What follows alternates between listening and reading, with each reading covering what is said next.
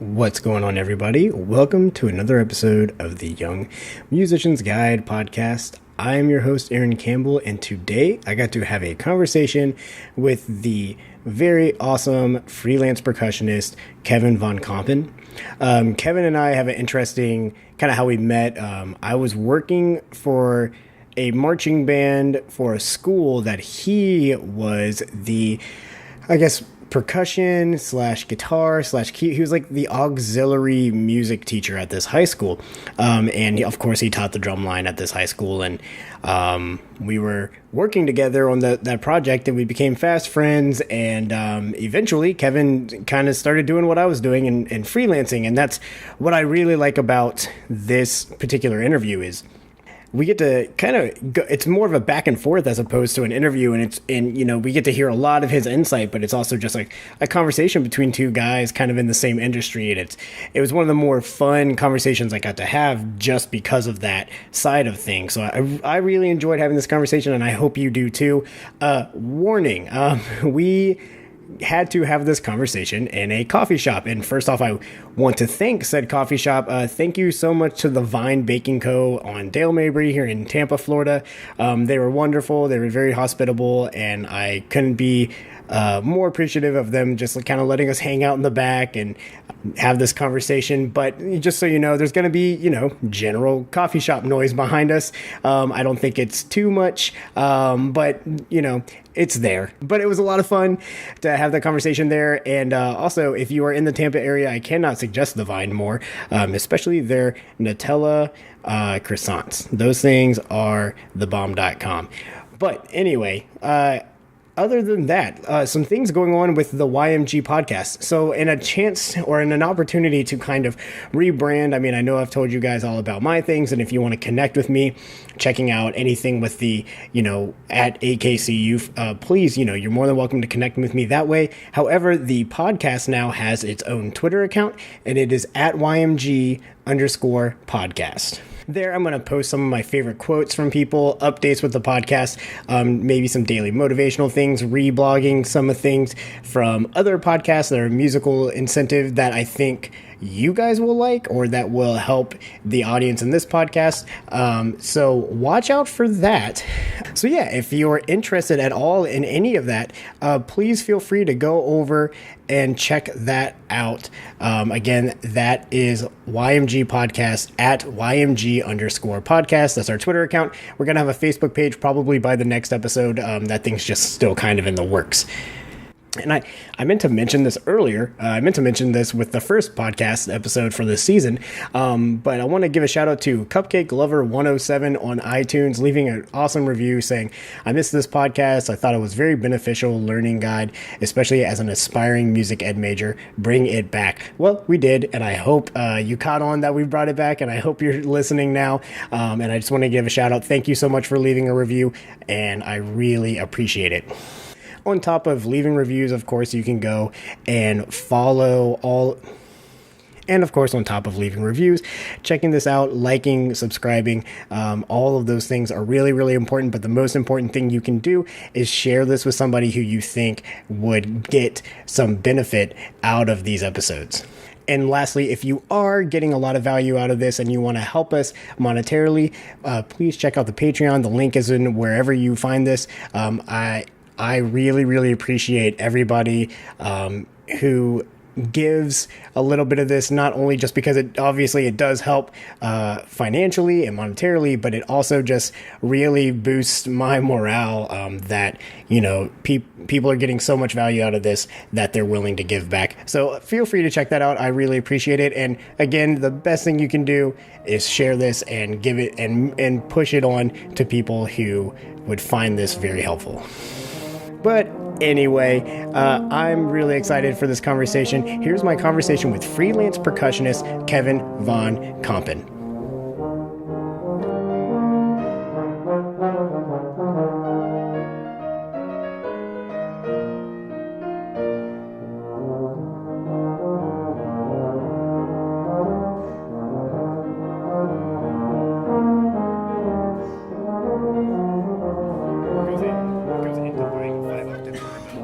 That's what you're getting if you're buying a company that is more established and making a bunch, you can just order it from an online market. And it takes a while to get it there because it still goes through the whole, they still have to manufacture it. So do you go would you grab it from a school or what?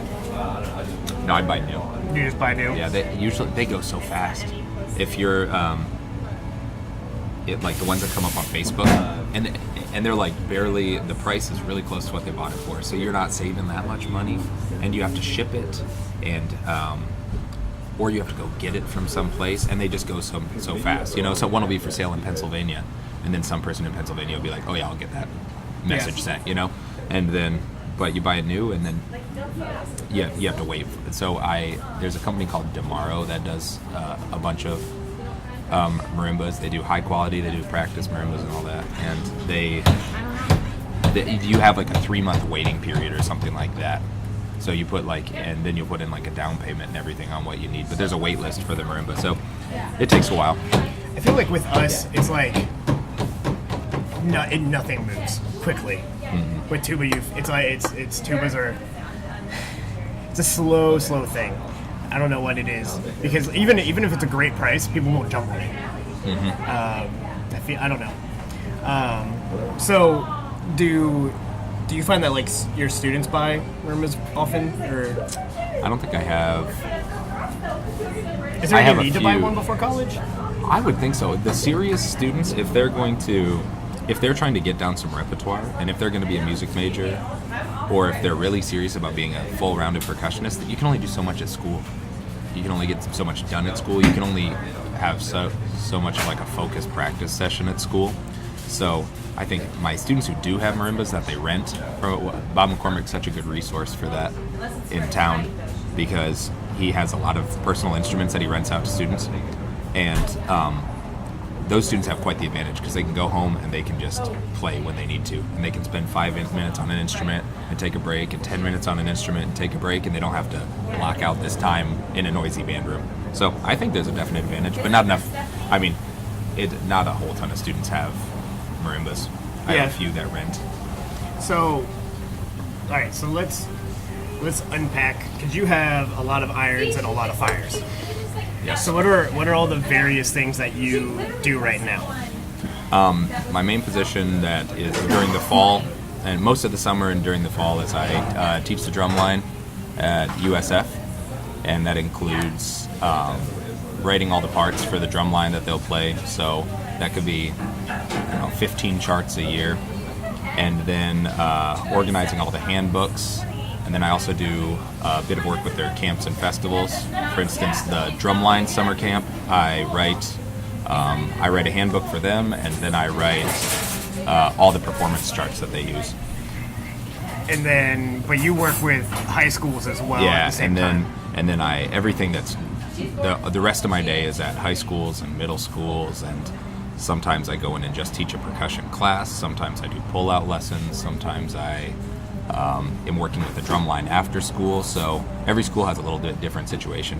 So how does it work out to where you can do a high school drum line and a college drum line in the same marching season?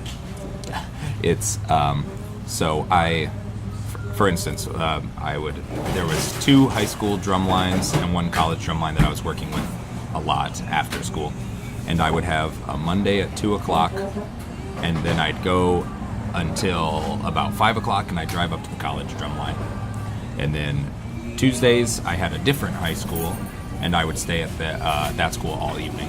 And then Wednesdays I would do the same thing as Mondays, where I'd actually start at 3:00 on this day, and I'd teach until I had to leave, which happened to be about rush hour, so that's the most frustrating part. But then, I would keep doing that thing. I'd stay as long as I could, and I'd help out as much as I could, and on some days, if the schedule is a little different, like if I gotta go in during the school day a little bit, I would do that, but otherwise, a lot of driving. Yeah, don't get into a hurry in Hillsborough County at all. Nope. And then, are you doing anything do you gig at all performance-wise, or do you play with anybody? Yeah, I play with, I try to say yes to any gig that I can.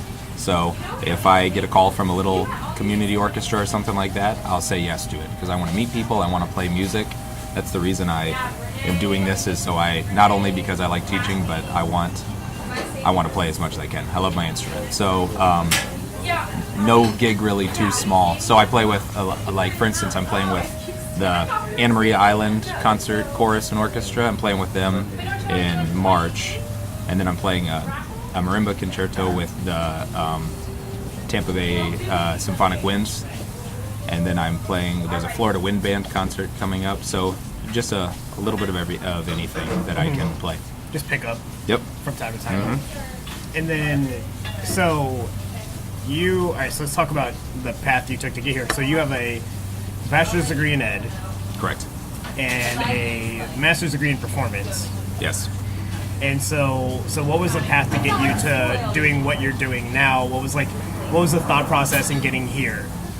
So because I do the same thing you do. So like, you never a senior in high school and go, I want to freelance, teach, and play. That's not a thought process. No, because it doesn't make any sense. You look at it on paper, and just there's always something that doesn't quite line up with it. Like that, there's nowhere you can apply online to be a freelance percussionist. Yeah, you don't have a traditional sense of a job. Like you don't have like I get paid twice every week. Like I get paid a little bit every day, kind of thing.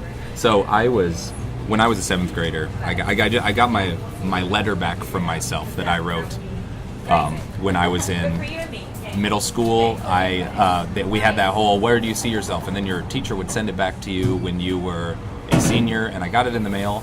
And I wanted to be a band director. I wanted to be I don't know if it's at level, but I wanted to be a band director of some type.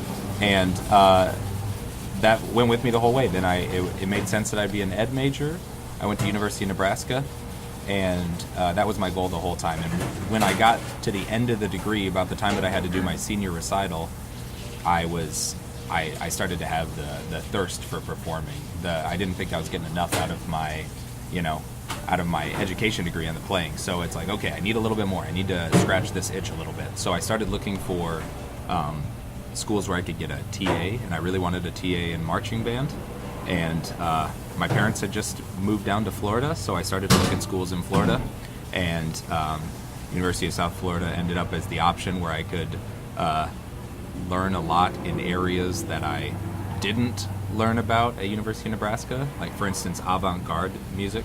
I didn't have really any experience with that, and USF had a bit of focus on that, and I thought that was interesting. And I also had a TA with the marching band.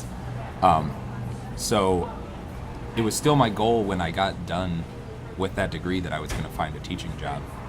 And I did. I taught middle school band. I was the band orchestra, like, guitar teacher at a middle school in town. And it just wasn't quite the right fit, so I thought it was the school. And so I found a job the next year where I was a high school assistant band director. And then I started to figure out it wasn't the job. Maybe being a band director wasn't like my calling, you know? I wanted to teach, I wanted to be in a classroom, but band director wasn't what I wanted.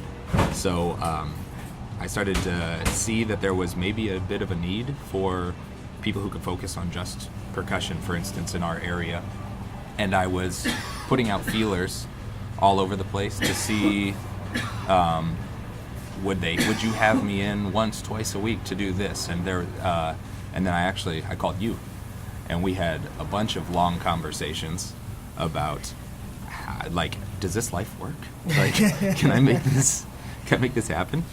And well, because it's scary. Because I mean, you've got a very nice woman at home. You've got a cat to feed. Now you got 2 cats to feed. Yeah, it's more bellies in the house. You've got responsibilities.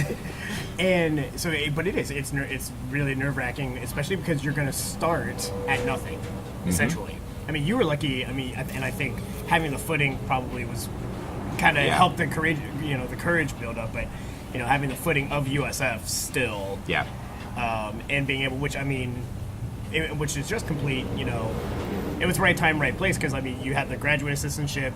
They happened, and then the person who was doing your gig before you happened to leave, and you were able to kind of slide into it. The second year of my TA just turned into the instructor. So basically, my TA duties were drumline instructor. So, and then it's that TA turned into my job. So it was I got a year of help on it, and then it just kind of, turned into a job that I was getting. So that, like you said, right place, right time. And also, I mean, attitude's everything about it.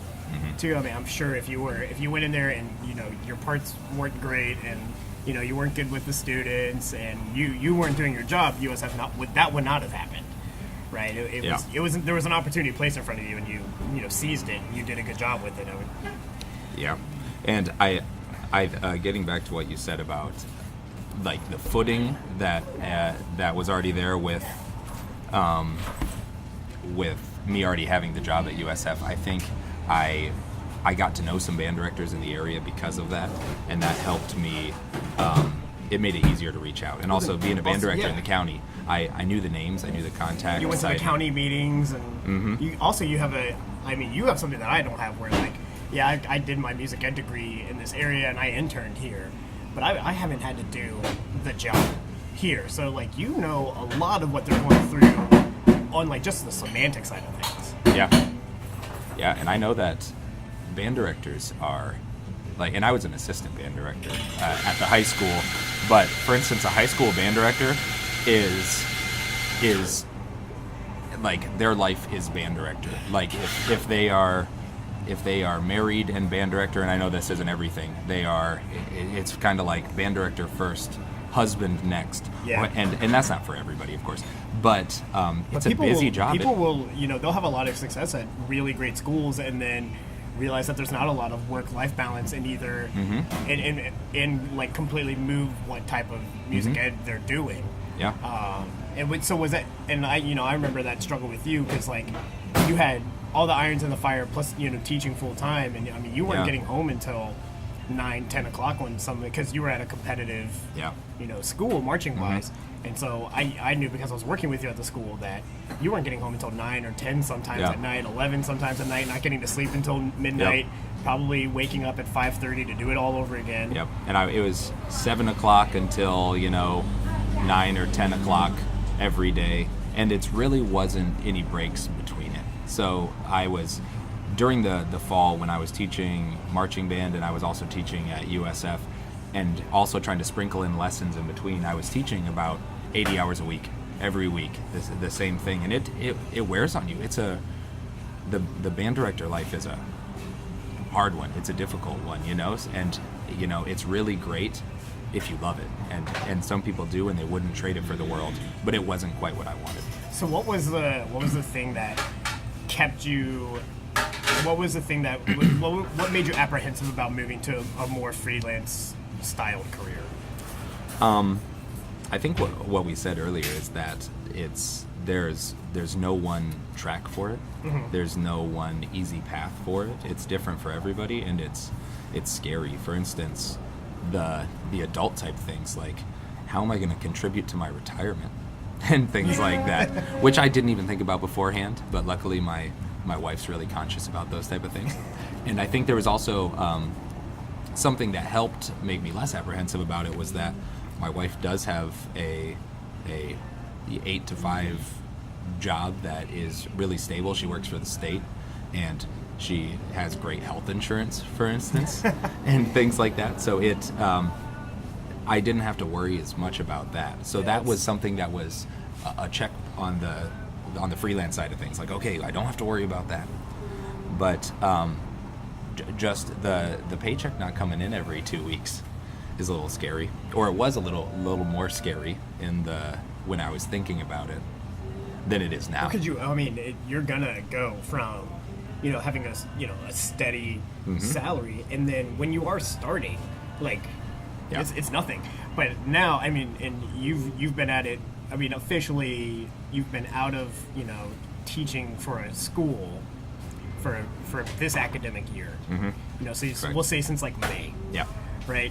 And so we're not even a full calendar year.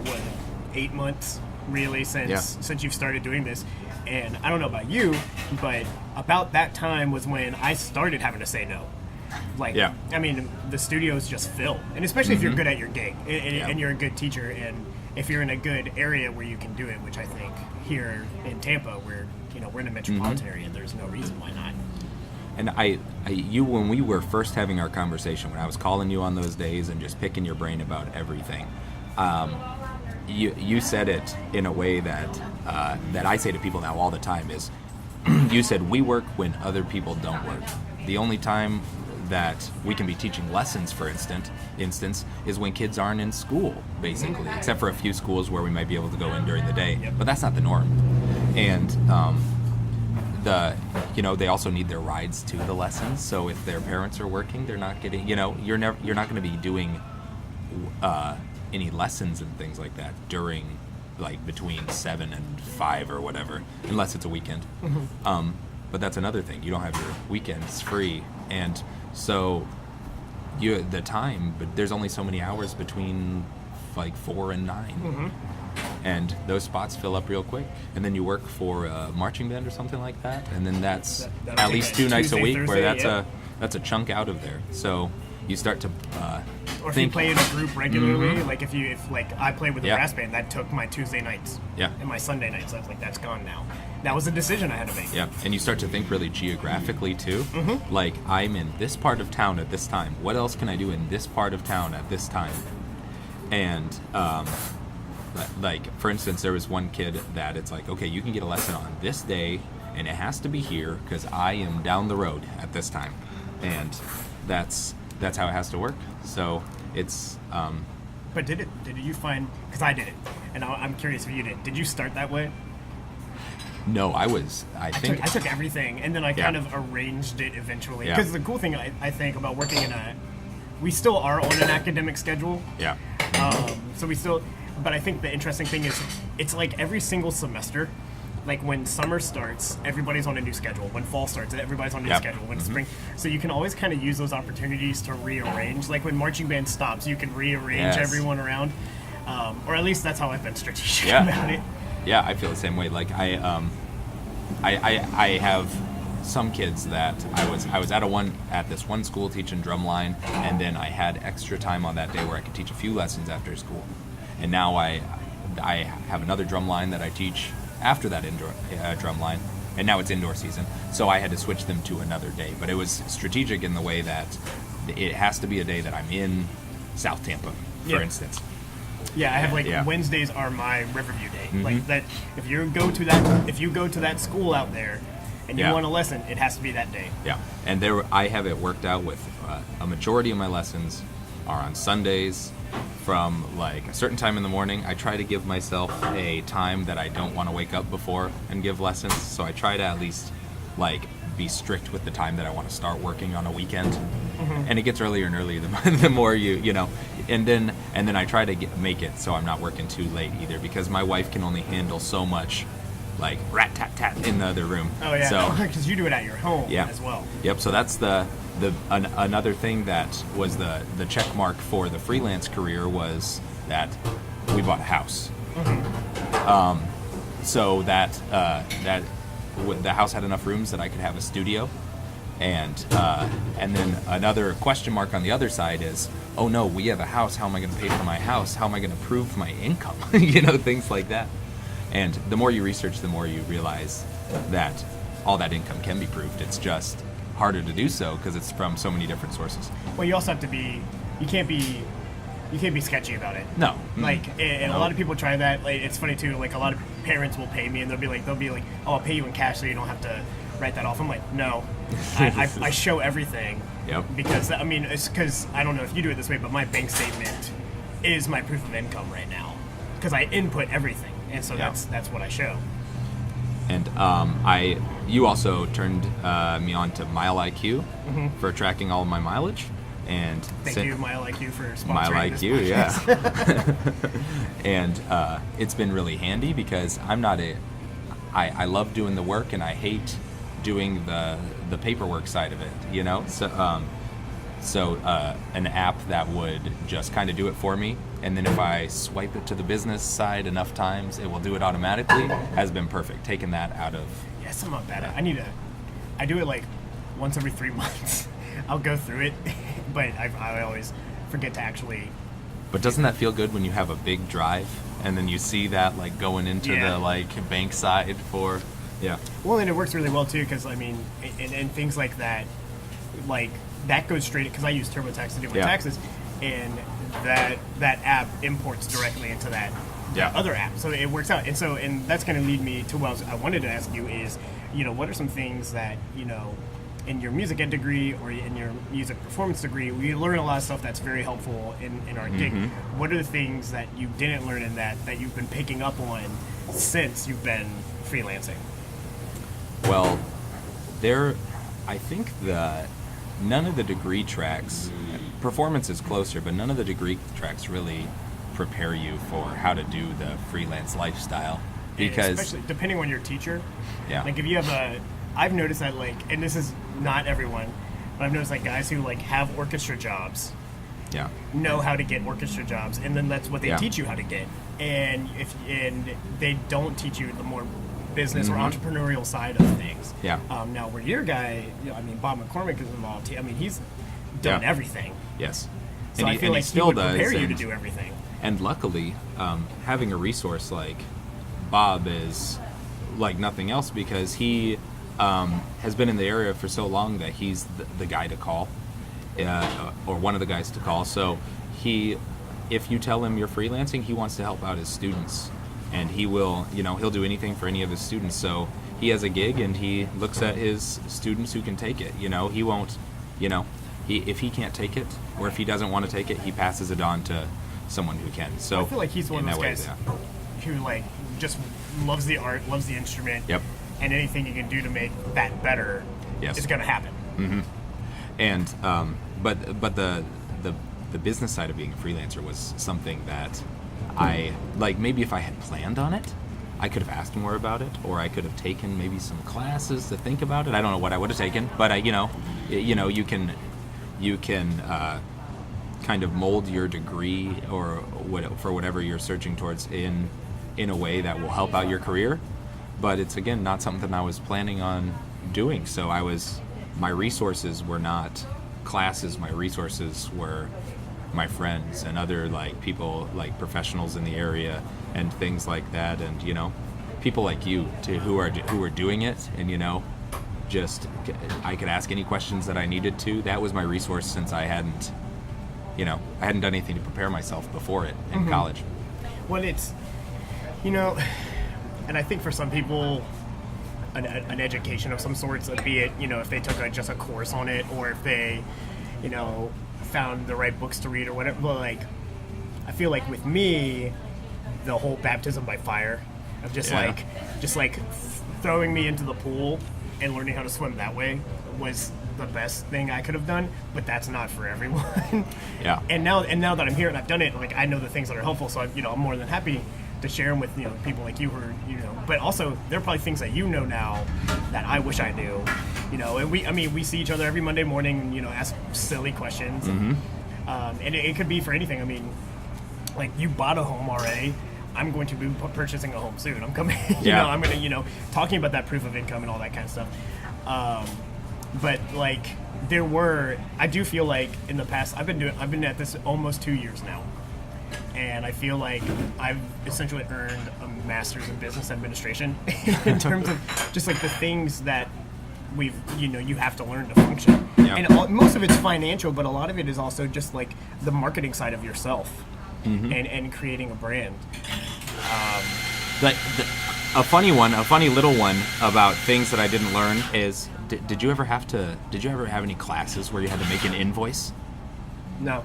No, me either. And it's, you Google for a little bit, the education by Google, and then you figure out how to do it. But it's just those little tiny things, and enough of those little things pile up and it can get scary, but yeah, you're making a lot of invoices.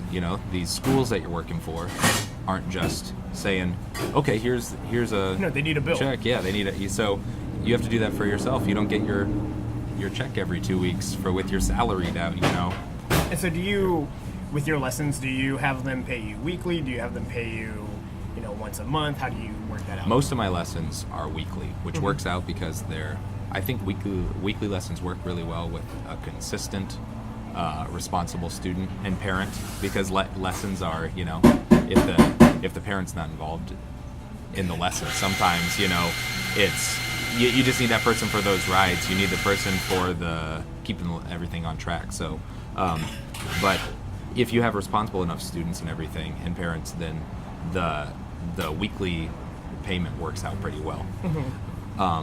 But there's some schools where, like, if I go and teach during the day, then it's an invoice at the end of the month, but mostly weekly. But get the weekly lessons are feel fun too, because you get the money right away. Yeah, I actually I jokingly said that. It was like I taught 5 lessons yesterday, but only 2 of them actually paid me in pocket yesterday, and it was weird because I was like, I felt like I just did a lot of work, but 2 of them pay at the beginning of the month. Yeah. And part of me loves the paying at the beginning of the month because, like, oh, rent's due. Yep. So, I'm getting this. I know that I have this big cash influx in the first week, but also you don't get that dopamine hit right away. And I've planned it out to where I have like a handful of students in the first of the month, and then all my schools I do on the 15th. Yeah. So I'm essentially artificially creating a paycheck every 2 weeks type thing. Yeah. But I do also like the weekly. It makes me feel like I'm having some sort of progress, even though it's not any different. I had that same exact thing yesterday. I gave 8 lessons, and 1 kid paid for 2 weeks the week before. So and then 2 kids forgot their check and have to pay me today when I go see them somewhere. So I've that sounded so shady. Yeah, well, I'm gonna go see them somewhere and give my money. It wasn't like that. With a baseball bat. Not with a baseball bat, for the record. But I was, I'm, feeling all good talking to my wife, like, I gave 8 lessons today, but there's 5 lessons worth of money sitting on the table, so that type of thing. But otherwise, it does feel good to give, your money right after you do your work. Instant gratification. And so how did you figure out, have you figured out a retirement plan type situation or anything you're doing for that? No. But it took me probably about a year solid before I started even thinking about how I was going to go about doing that. Yeah, I had my retirement, planned through working for the county. And do you maintain any of that, or do they pay you out, or what? No, it's like a. Because I assume it's with a bank or something. And it's a 401k. Something. Yeah. So, and then I think I have another small retirement through USF, like the mandatory thing. So. I don't know if I'll be a freelancer forever. So this is, and I know this isn't what they recommend, all the financial planners, is they don't recommend taking time off from contributing to your retirement, since the early years are the time when you'll get the most back eventually. So I know contributing early is the way to go, but that's just not in the cards for me right now. So if I kept doing the freelance thing, I'd have to figure out a good option. But there's a lot of, and the point of that is like, there's a lot of things that you have figured out, but there's still stuff to learn. And one of the neatest things I think about this whole career is like, I feel like right when I figure it out, something new pops up that I want to do something different. And I've enjoyed a lot of successes and a lot of things, but like learning new things constantly, it's interesting to me. Yeah. My YouTube search history is just full with how to. Yeah. How to do this, how to do that, and like reviews on apps that'll help me financially or things like that. Yeah. I think you're not investing in Bitcoin. No, but I like I feel like I'm behind the 8 ball, It always feels like you're too late, and then you hear about somebody who just invested like a week ago in something, and then it's like, maybe I need to do it. We're riding cryptocurrency to the bank. But I think one of the, and this is not necessarily on topic of what you just asked, but I think one of the cooler parts about the freelance lifestyle is that I'm getting coffee with you right now. And what time is it? It's almost 10 o'clock in the morning. It's almost 10 o'clock in the morning. And, we both had our work that we had to be there at 7:45, so we had a reason to get up in the morning, because if my reason in the morning was to get up and practice, it's real easy to hit the snooze button a few times, Yeah. But, I've scheduled my day or my week, so every day I have something that I need to do at like 7:30. Every day I'm somewhere before 8 o'clock. And then most days I go home for a couple hours, and I'm up. I've already been productive, so then I can choose what the thing I'm going to get done that day is. And it wasn't that way as a teacher. You have a little time off, but you don't really leave campus and things like that. And for me, I need that little bit of sunlight. I love being in my car is cool because I like seeing different things throughout the day. It keeps me going, and then I can talk to people like you in the morning, over coffee, not in a dimly lit band room. Well, and it's the day in, day out. It's funny because when I first started this, I felt like it was so crazy how the schedule worked out, and then the more I've done it, the more I realize that it's actually it's actually very similar day in, day out. Yeah. It's just a different similar. It's not a go in, clock in, stay till 5, leave type situation. Which being a band director isn't either. That's like go in at 6, stay until 9 at night. But and having the little I feel like I feel like the hours might seem like more or less, but the type of work and the where you work and the how you work, I'm going, we're in South Tampa right now. I'm going to Lutz here in an hour. I'll be up there. I'm teaching a lesson in Odessa, and then I'm going back down to South Tampa. Going home, and I'm in all these different locations in one day, all over Hillsborough County. I'm literally as south as you can go in Hillsborough County, and as north as you can go in Hillsborough County.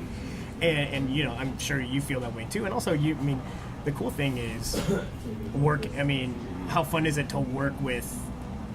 You don't, if you didn't like any of the directors, or if you didn't like a teacher that you were working with, or you didn't like a student you were working with, you can cut ties.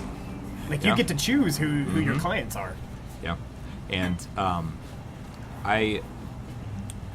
where was I going with this? I had a good point on what you said. I do really like that I have some time to recharge in the middle of the day. So I guess if I was, the schedule goes a little later because you have to work when other people aren't working. And if I was single, I think I would like that. I'd be more okay with that. But so my wife is free in the evenings. I have some free time in the middle of the day. So we have less time that overlaps because of that. But otherwise, I think just getting to go home and eat food that's in my refrigerator, not eat whatever I had packed or eat junk food because I forgot to pack something, is nice. And getting to practice my instrument. You don't, as a band director, you can have the best intentions in the world, but it's really hard to find time to practice. You get tired too. Yeah. Because you're on all the time.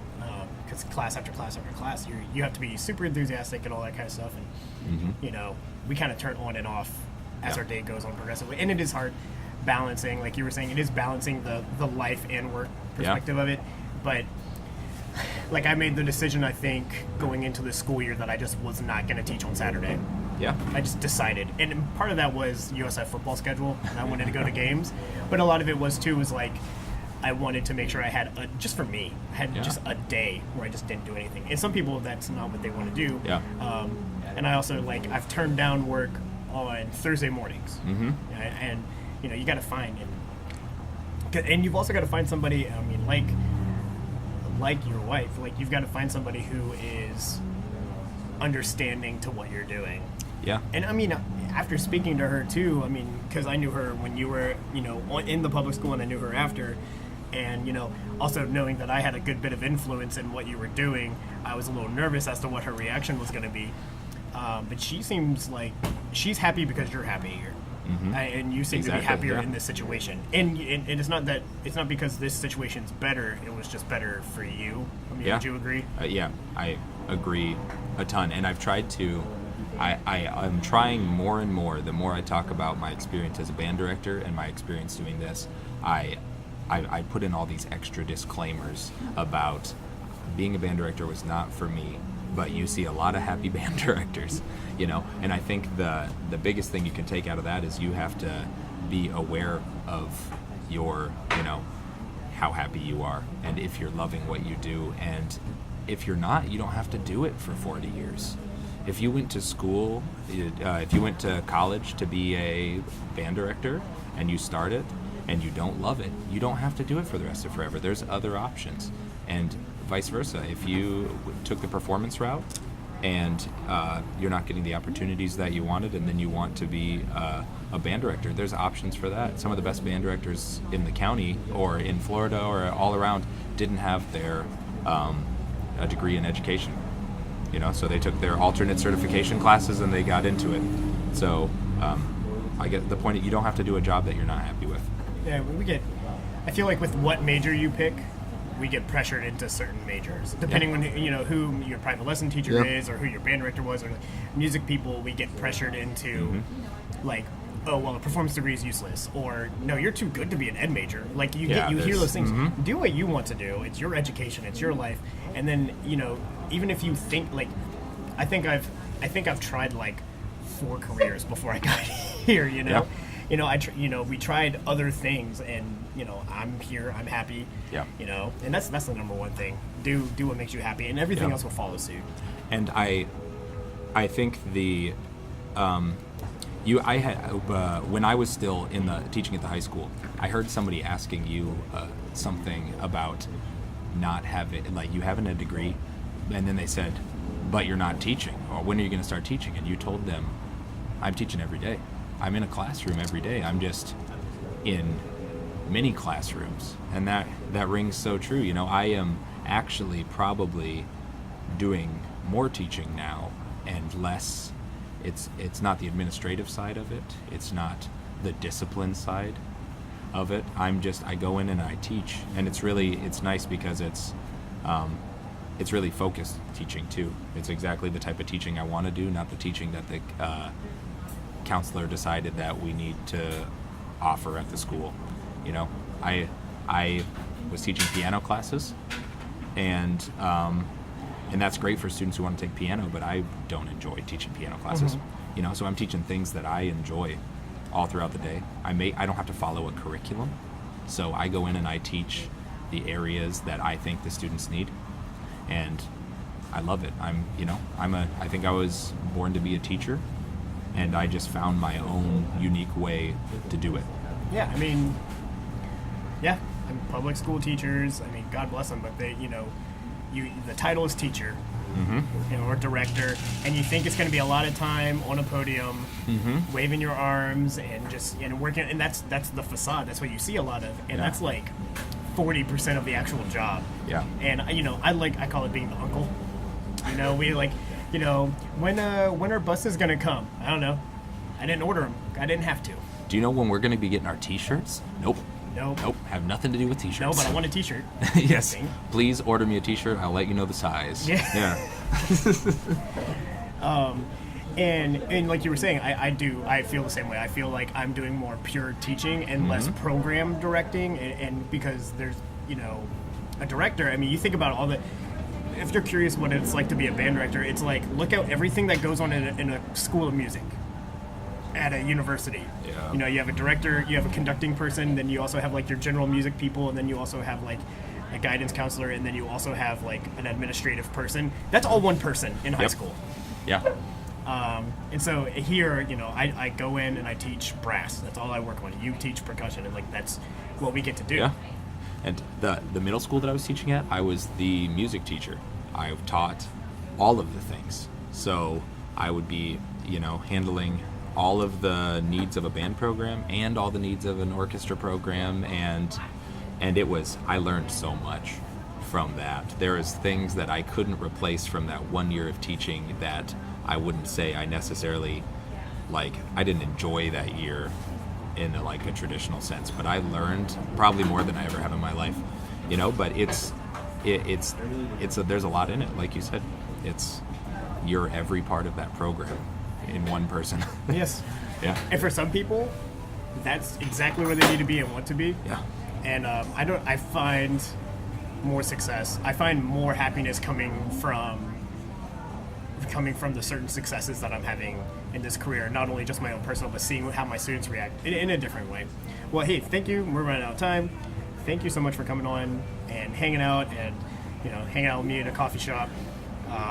Sorry if things got loud, folks, but this is a cool place. Thanks to the Vine Baking Co. for not being jerks and letting us actually hang out here and record this. Do you have any more advice for anybody who'd be looking into a situation like ours where it's freelance, or we're kind of doing a plethora of things. Like, what advice do you have for anyone who's interested in that? Because there are going into this, I had a lot of people tell me you can't do this. It's not going to work. It's not sustainable. It's not going to work. It's not sustainable. What do you say to these people? The degree description when you're looking at colleges and what the counselors tell you need to take are not the only options for you. But all the classes you will that you will take in a degree, for instance, a music ed degree, will help you in what you're going to be doing. I took a degree to be a music teacher, and I'm not a band director like I was planning on being, but I learned a ton of things from that degree that I did take forward. So even though you're set up for a certain plan through a degree, even though you're set up for a certain track, that's not the only track that's possible. So find what you want to do, and don't let yourself get forced into someone else's mold. Cool. All right, man. Well, hey, thank you again so much. Thank you very much. All right, guys. Thank you again for hanging out for this episode of Young Musician's Guide, this time with Kevin Von Kampen. This is Aaron reminding you to be happy, but never satisfied. I'll see you next time.